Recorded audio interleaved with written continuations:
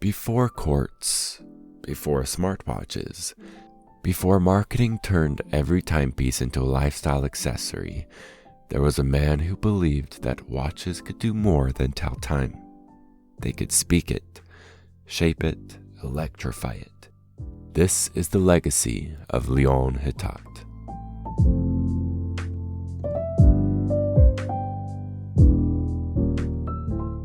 Born in 1883 in Châtillon-sur-Seine, Hatot quickly outgrew the confines of his provincial roots.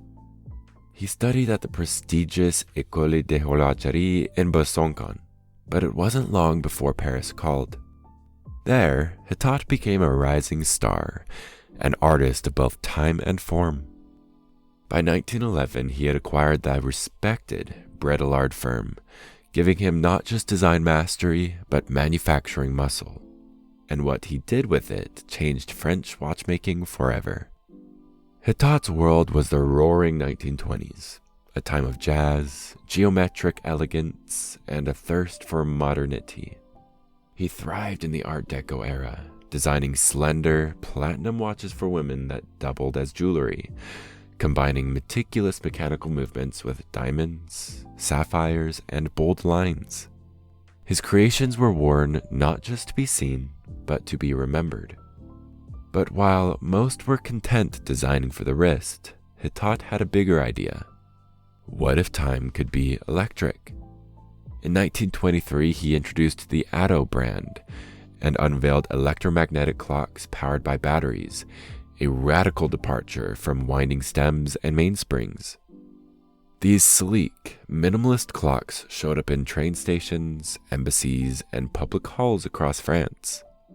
Hatot had modernized not just the form of timekeeping, but its function.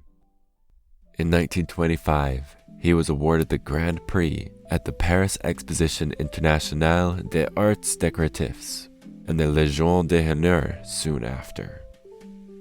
Behind the scenes, he was also quietly supplying movements and artistry to Cartier, Van Cleef d'Arpels, Boucheron, and other luxury houses.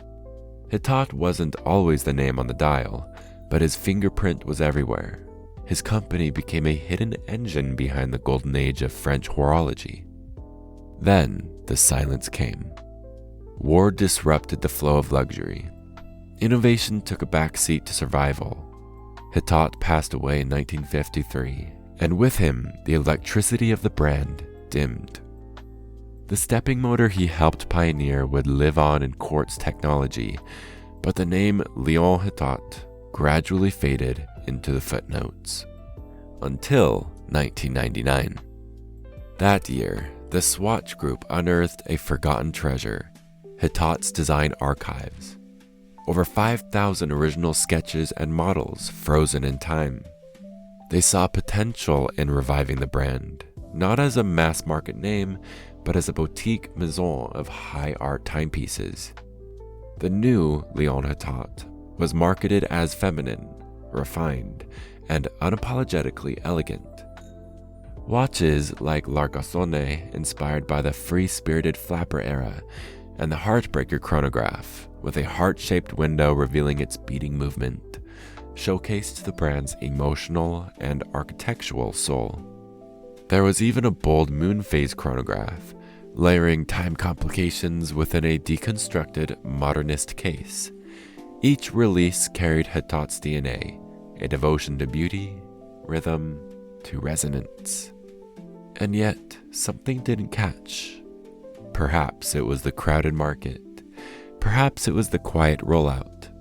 Despite its heritage and craftsmanship, the revival didn't ignite the way others had. By the end of the 2000s, Léon Hatot went silent again.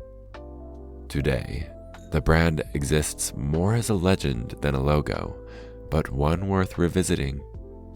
Léon Hatot's legacy isn't just in the watches he signed, it's in the very idea that time should do more than tick, it should stir. He gave us time as art, as energy, as emotion, and in that, his spark still lives on.